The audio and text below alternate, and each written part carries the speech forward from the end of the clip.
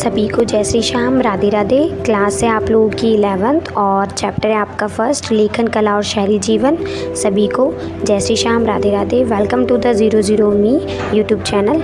अगर आप लोग अभी चैनल पे नए हैं तो प्लीज़ चैनल को लाइक, शेयर एंड सब्सक्राइब ज़रूर करना अगर आप लोगों को कॉन्सेप्ट क्लियर हो जाता है तो देखिए यहाँ पर मैं आपको सभी तरह के रिपीटेड क्वेश्चन, ठीक है, इम्पॉर्टेंट क्वेश्चन और साथ ही कौन सा कॉन्सेप्ट कितना ज़्यादा इम्पॉर्टेंट है, ये सारी चीज़ें मैं आपको बताने वाली हूँ। तो प्लीज़ आप लोग एक पेन और एक कॉपी ले लीजिए, उसमें अपना सब कुछ नोट करना है आपको, जो मैं यहाँ पे समझाने वाली हूँ। तो चलिए शुरू करते हैं। हमारा चैप्टर है लेखन कला और शहरी जीवन। बेसिकली ये जो चैप्टर है आपका मेसोपोटामिया के ऊपर है। ओके, तो पहले हम अपना यहाँ पे फर्स्ट पॉइंट क्लियर करते हैं और अगर एक बार में वीडियो समझ नहीं आती है तो आप लोगों को दोबारा देखनी है, लेकिन टेंशन नहीं लेना है कि वीडियो समझ आ रही है या नहीं आ रही है। तो पॉइंट आपका फर्स्ट है कि लगभग 5000 वर्ष पूर्व शहरी जीवन का प्रारंभ मेसोपोटामिया में हुआ। यानी कि क्या इसमें बताया जा रहा है, बताया ये जा रहा है आपका कि 5000 साल पहले, मतलब कि 5000 साल पहले कौन सा जीवन शुरू हो गया था, जो लाइफ स्टाइल होती है ना सिटी वाली, वो शुरू हो गई थी। ठीक है, कहाँ पर हो गई थी? मेसोपोटामिया में हो गई थी। ठीक है, पहली लाइन हमारी ये है मेसोपोटामिया। ये जो शब्द है ये आपका यूनानी भाषा के दो शब्दों से मिलकर बना है। पहला है मेसोस और का मतलब होता है मध्य, और पोटेमोस यानी कि नदी। मतलब कि जो आपका मेसोपोटामिया है ये आपके दो शब्दों से मिलकर बनाए, ठीक है, मिलकर बनाए। तो पहला तो कौन सा है? मेसोस है, जिसका मतलब क्या होता है? मध्य, यानी कि बीच में, सेंटर में। और दूसरा क्या है? पोटेमोस, इसका मतलब क्या होता है? नदी। ठीक है, नदी तो आप लोगों को पता ही होगी ये सारी चीज़ें। तो आई होप आप लोगों को फर्स्ट पॉइंट क्लियर हुआ होगा। सेकेंड है आपका मेसोपोटामिया दजला व फरात नदियों के बीच उपजाऊ धरती को इंगित करता है। मतलब कि जो मेसोपोटामिया शहर है, ठीक है, वो दो नदियों को इंगित करता है। कौन कौन सी? एक तो आपकी दजला और दूसरा आपका फरात। ठीक है, तो मतलब इसमें क्या बताया जा रहा है कि जो मेसोपोटामिया है वो दो नदियों के बीच से होकर जाता है, एक तो दजला और दूसरा फरात। ठीक है, और इनकी वजह से क्या होता है, जो मेसोपोटामिया है ना, वहाँ की ज़मीन सबसे ज़्यादा क्या हो गई है? उपजाऊ हो गई है। मतलब कि खेती करने के लायक हो गई है कि वहाँ पे हम खेती सबसे ज़्यादा कर सकते हैं। ठीक है, अब मेसोपोटामिया आजकल कहाँ गिना जाता है? तो ये इराक में गिना जाता है। कहाँ पे गिना जाता है? इराक में। ओके, अब इसमें आपका क्या बताया जा रहा है? नेक्स्ट पॉइंट है आपका, यह जो मेसोपोटामिया की ऐतिहासिक जानकारी के प्रमुख स्रोत इमारतें, मूर्तियाँ, कब्रें, आभूषण, औजार, मुद्राएं, मिट्टी की पट्टिकाएँ तथा लिखित दस्तावेज हैं। मतलब कि हमें मेसोपोटामिया के बारे में पता कहाँ से चलता है? मतलब जैसे अगर हम किसी भी सभ्यता के बारे में जान रहे हैं, ठीक है, तो सबसे पहले हमें उसका प्रूफ होना चाहिए ना कि हमें उसके बारे में कहाँ से पता चला। तो हमें पता चलता है वहाँ की इमारतों से, वहाँ की मूर्तियाँ, जो मूर्तियाँ मिली हैं, कब्रें मिले हैं, वहाँ पर ज्वेलरी मिली हैं, औजार यानी कि टूल्स मिले हैं, पैसे यानी कि मुद्राएं, मिट्टी की पट्टिकाएँ यानी कि मिट्टी पर पट्टिकाएँ बनी थी और उसके ऊपर लिखित दस्तावेज थे। मतलब कोई भी, जैसे आप बोल सकते हो लीगल डॉक्यूमेंट्स, ठीक है, वो मिले हैं हमें। अब पांचवा इसमें आपका क्या कहता है कि मेसोपोटामिया की सभ्यता अपनी संपन्नता, शहरी जीवन, समृद्ध साहित्य, गणित और खगोल विद्या के लिए विश्व प्रसिद्ध है।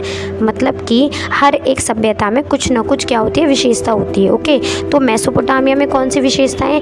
मेसोपोटामिया जो सबसे ज़्यादा फेमस है, ठीक है, सबसे ज़्यादा जो यहाँ पे रिसोर्सेज पाए जाते हैं वो कौन से पाते हैं? एक तो शहरी जीवन के, यानी कि यहाँ का जो लाइफ स्टाइल है वो कैसा है? शहरी जीवन का है। ठीक है, समृद्ध साहित्य, मतलब साहित्य में सबसे आगे है।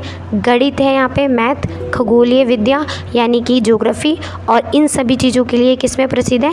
विश्व में प्रसिद्ध है। ठीक है, सिक्स पॉइंट है आपका, मेसोपोटामिया के शहरी दक्षिणी भाग को सुमेर और अक्कद कहा जाता है। मतलब कि जो मेसोपोटामिया का लाइफ स्टाइल है शहर वाला, जो मेसोपोटामिया सिटी है, ठीक है, उसके जो दक्षिणी भाग है उसको किस किस नाम से जाना जाता है? सुमेर और अक्कद नाम से जाना जाता है। ये मेसोपोटामिया का ही है, ठीक है, नाम सुमेर और अक्कद। तो प्लीज़ ये याद रखना, बहुत इंपॉर्टेंट है। और 2000 ईसा पूर्व के बाद, अब यहाँ पे क्या बताया जा रहा है? 2000 ईसा पूर्व के बाद की बात यहाँ पे बताई जा रही है आपको कि इसमें क्या था? बेबीलोन एक महत्वपूर्ण शहर कायम हो गया। इस भाग को बेबीलोनिया कहा जाने लगा। मतलब कि इसमें क्या हुआ, जब 2000 निकल गया उसके बाद 2000 ईसा पूर्व के बाद बाद यहाँ पे एक बेबीलोन आया था, ठीक है, एक बेबीलोन शहर आया था और वो धीरे धीरे करके किस नाम से जाने लग गया, बेबीलोनिया के नाम से जाने लग गया। जो क्वेश्चन आता है वो आपका यहाँ से आता है कि बेबीलोन शहर किसे कहते हैं, ठीक है, तो प्लीज़ आप लोग थोड़ा इसको नोट डाउन करके चलना। 1000 ईसा पूर्व में एक असीरियाइयों आए थे, यानी कि असीरी आए थे, ठीक है, उन्होंने क्या करा था कि उत्तरी हिस्से पर कब्जा करा था। फिर इन लोगों ने इसका नाम ना असीरिया रख दिया, ठीक है, इसीलिए इसको असीरिया जाना जाता है, ठीक है, मेसोपोटामिया के क्षेत्र को। ओके, अब इसमें आपकी जो 8 पॉइंट है वो क्या बताता है कि इस प्रदेश की प्रथम ज्ञात भाषा सुमेरी अर्थात सुमेरियन थी और 2400 ईसा पूर्व में अगदी लोगों के आगमन के साथ ही अगदी भाषा ने सुमेरियन का भाषा का वर्चस्व समाप्त करके अपना महत्वपूर्ण स्थान कायम कर लिया। बेसिकली क्या बताया जा रहा है कि सबसे पहली जो भाषा मानी जाती है मेसोपोटामिया की वो किसको माना जाता है, सुमेरी को, और इसको क्या भी कहते हैं, सुमेरियन भी कहते हैं, ठीक है। अब धीरे धीरे क्या हुआ कि 2400 ईसा पूर्व में अगदी लोग आए, ठीक है, जैसे जैसे अगदी लोग आए तो उन्होंने फिर सुमेरी भाषा को हटा के अगदी भाषा में ट्रांसफ़र कर दिया, ठीक है, जिसकी वजह से सुमेरियन का वर्चस्व कम हो गया और अगदी वाले लोगों का वर्चस्व ज़्यादा हो गया। ओके, अब इसमें आपका जो 9 पॉइंट है वो आपका ये कहता है कि इस सभ्यता में नगरों का निर्माण 3000 ईसा पूर्व प्रारंभ हो गया था।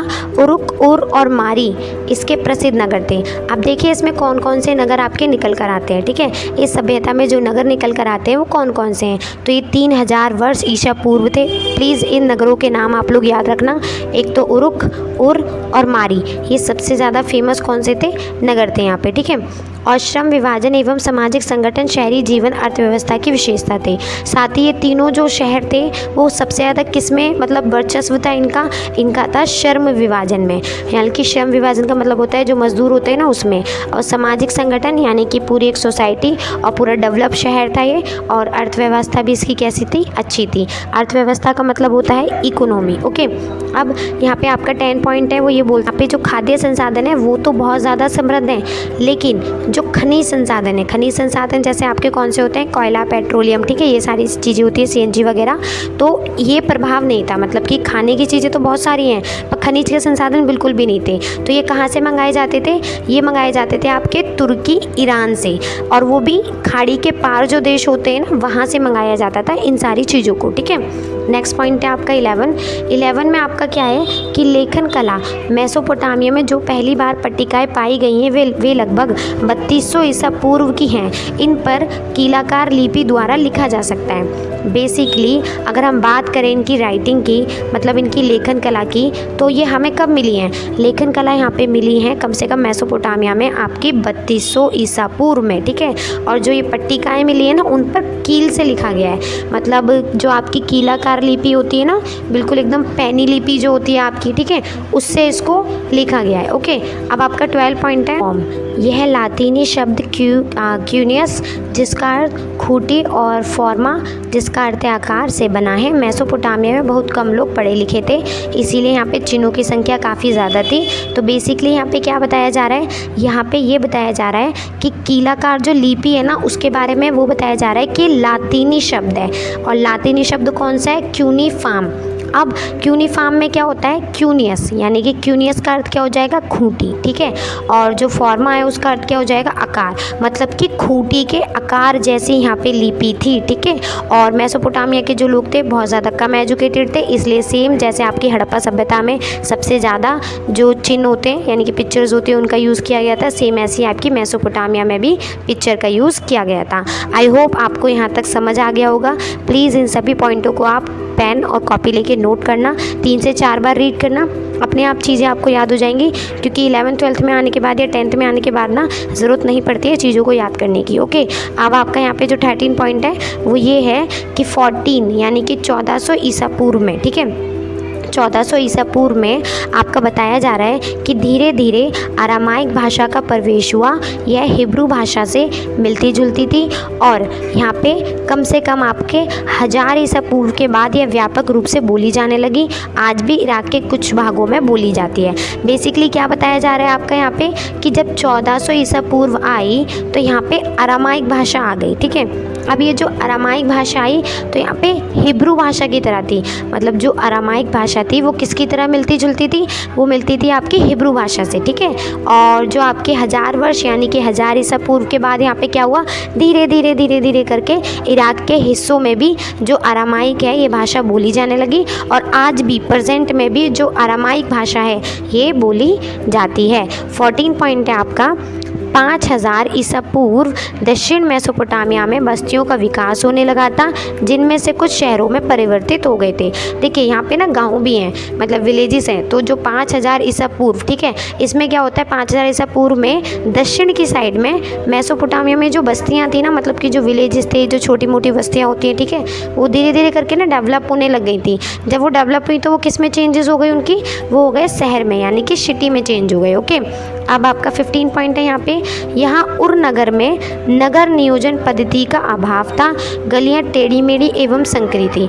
अब प्लीज़ यहाँ पे ध्यान देने वाली बात क्या है कि देखिए हड़प्पा सभ्यता में प्रॉपर चीज़ें प्लान थी, ठीक है, अगर आप लोगों ने पढ़ा हो तो, क्योंकि हड़प्पा सभ्यता का 6th में 7th में 8th में 9th में थोड़ा थोड़ा हर किसी चीज़ में मतलब आता ही आता है, ठीक है। तो हड़प्पा सभ्यता में क्या थी, चीज़ें बिल्कुल डेवलप थी, ठीक है। बट मेसोपोटामिया में क्या है, यहाँ पे मेसोपोटामिया में मतलब आपकी यहाँ पे जो नगर नियोजन पद्धति है ना वो बिल्कुल भी अच्छी नहीं थी। मतलब यहाँ पे जो शहर थे बिल्कुल भी अच्छी तरीके से डेवलप नहीं थे, गलियाँ भी सही तरीके से डेवलप नहीं थी। गलियाँ कैसी थी आपकी, टेढ़ी मेढ़ी गलियाँ थी, ठीक है, घर भी ऊँचे नीचे थे। तो बेसिकली बेकार यहाँ पे बिल्कुल प्लानिंग थी, आप ये बोल सकते हो यहाँ पे, ठीक है। नेक्स्ट है आपका 16 है कि इराक भौगोलिक विविधता का देश है, इसका पूर्वोत्तर भाग हरे भरे ऊंचे नीचे मैदानों के लिए प्रसिद्ध है। अब देखिए यहाँ पे इराक के बारे में क्या बताया जा रहा है कि यहाँ पे ज्योग्राफिकल चीज़ें बहुत ज़्यादा हैं, ठीक है, जैसे यहाँ पे हरे भरे पेड़ पौधे हैं, जंगल हैं, ऊंचे नीचे हैं, मैदान है, पहाड़ हैं, ठीक है, इनके लिए जो इराक है वो बहुत ज़्यादा क्या है, फेमस है। 17 पॉइंट है, इस प्रदेश का उत्तरी भाग ऊंची ज़मीन यानी कि स्टेपी घास के मैदान पशुपालन की दृष्टि से उपयुक्त है। सबसे ज़्यादा पूछा जाने वाला ये क्वेश्चन है एग्ज़ाम में कि स्टेपी घास के मैदान किसे कहते हैं, कभी कभार तो ये मैप में भी आ जाता है। ओके, तो यहाँ पे जो उत्तरी भाग है ना वहाँ पे सबसे ज़्यादा ऊँची ज़मीन है, ठीक है। अब उस ऊँची ज़मीन को क्या बोला जाता है, स्टेपी बोला जाता है। अब वो है क्या, वो है घास के मैदान, ठीक है। और यहाँ पे क्या काम होता है, यहाँ पे सब अपने भेड़ बकरियों को क्या कराते हैं, चारा चरवाते हैं, ठीक है, जिससे कि ये सबसे ज़्यादा पशुपालन की दृष्टि से यूज़ किया जाता है। ओके, अब 18 देखिए 18 में आपका यहाँ पे क्या बताया जा रहा है कि इसका दक्षिणी भाग रेगिस्तानी है। अब इस जो प्रदेश का जो भाग है ना, दक्षिणी भाग जो है, ठीक है, दक्षिणी भाग जो है वो कैसा है, रेगिस्तानी है, ठीक है। क्योंकि क्यों है रेगिस्तानी, क्योंकि यहाँ सबसे पहले नगरों और लेखन प्रणाली का क्या हुआ था, विकास हुआ था, ठीक है।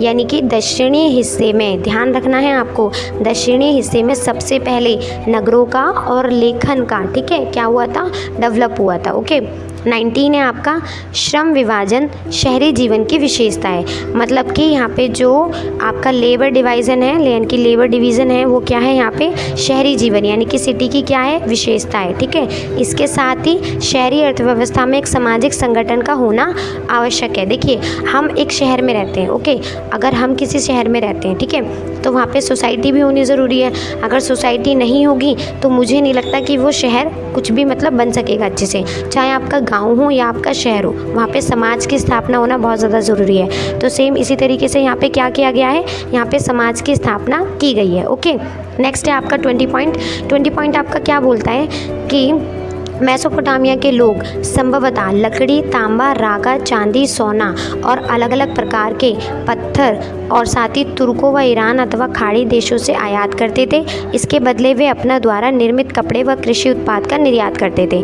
मतलब कि जो मेसोपोटामिया के लोग थे वो क्या खरीदते थे और क्या निर्यात करते थे, क्या आयात करते थे, वो चीज़ आपको इसमें बताई जा रही है। ये आता है क्वेश्चन, प्लीज़ इसको नोट डाउन करना अच्छे से कि मेसोपोटामिया के लोग जैसे लकड़ी, तांबा, रागा, चांदी, सोना, ठीक है, इतनी जितनी भी चीज़ें मैंने आपको भी बताई और साथ ही आपका पत्थर, ये कहाँ से आयात करते थे, ये लेते थे तुर्क और ईरान से, ठीक है।